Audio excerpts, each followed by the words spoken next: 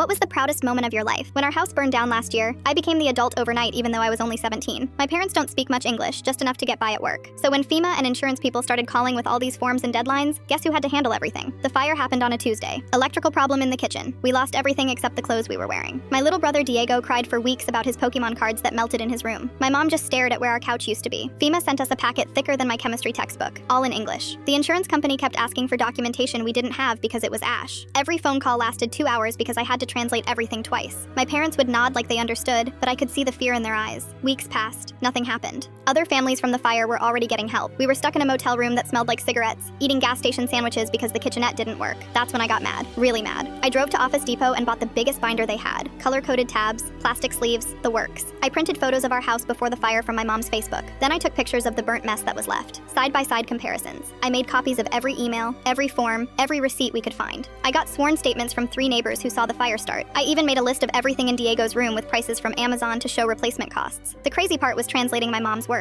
She'd been telling the insurance people in broken English that she lost her wedding dress, but in Spanish, she explained how her grandmother had sewn it by hand in Mexico, how it was the only thing she had left of her family. I wrote both versions, her broken English attempt, then the full Spanish story with my translation. I organized everything chronologically. Fire report, first FEMA call, insurance denial, appeal, second denial, emergency housing application, rejection. It looked like a legal case file. Then I drove to the FEMA office downtown. The lady at the front desk said I needed an appointment. I showed her the binder. She flipped through it for 5 minutes, her eyes getting wider. She called her supervisor. The supervisor, Janet, sat with me for an hour going through everything. She kept saying, "This is incredible," and "We never see documentation like this." She made copies of the whole thing right there. 2 days later, our application went from under review to approved, high priority. We got emergency housing funds, replacement costs for everything, even extra money for Diego's therapy because losing all his stuff had messed him up pretty bad. But Janet called me back the next week. She said they were using my binder as a template for other Spanish-speaking families. Apparently, most people give up on FEMA because the process is impossible if you don't speak perfect English. She asked if I'd be willing to help other families organize their cases. 3 months later, I'd helped 12 families get approved. Janet said their district changed how they handle multilingual disaster claims because of my system. The proudest moment wasn't getting our money though. It was watching my mom cry for the first time since the fire, but not sad tears, relief tears. She hugged me so tight I couldn't breathe and whispered in Spanish that I'd saved our family.